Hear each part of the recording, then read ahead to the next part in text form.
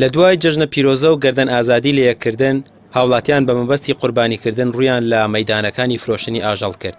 ئەمساڵ بە شێوەیەکی گەرمگوڕ هاوڵاتیان سونەتی قوربانی زیندوو دەکەنەوە.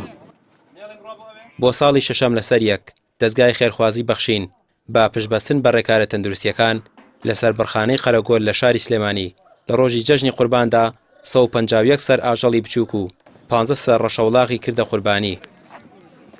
ئێمە نزیکەی 151 سەر حیوانی وردەمان هێناوە لەگەڵ 17 سەر جوانەگا کە ئەمڕۆ لێرە دەکرێت بە قوربانی. ئەوەی کێشانی باسە کە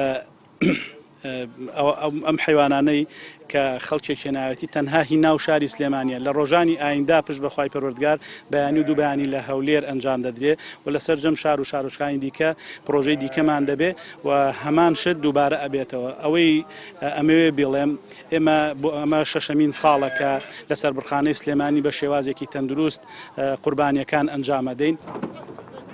مەیدانەکانی فرۆشتنی ئاژەڵ جمەیان دێت. لە ڕۆژی جەژندا ژمارەیەکی زۆر ئاژەڵ کران بە قوربانی. ئەمساڵ پرۆژەی قوربانی بەراورد بە ساڵانی پێشوو زیادی کردووە. ئەوانەی قوربانی دەکەن دەڵێن هەر کەسێک توانای هەبێت پێویستە ئەم سونەتە زیندوو بکاتەوە. ئەڵێم خوا ڕەحمان پێ بکاو بە خۆشی بێ ئینشەڵڵا و خەڵک شو لە حەمدی خوا بە زیابە گەرم و گوڕە و حیوانە کرێ و وڵاغە کرێ و سەرە بڕێ و ئەی بەشێت و ئیتر لە خوا بە زیابە باشە. تقریبا گرانترە هەروەڵات کاری چێک 1000 ڕۆبێ بوو 5000 بوو ئەم ساڵەکە عەلەف و خواردنەکەی گرانتر کەوتووە. قەزی ئەوەیە زۆر پێویستە زوندی بکرێتەوە. جا ئەگەر توانە هەبێت لەوانەیە ئەگەر نێکەی گوناحباریش ببیت، ئەگەر تواناش نەبێت دەسەڵات نییە.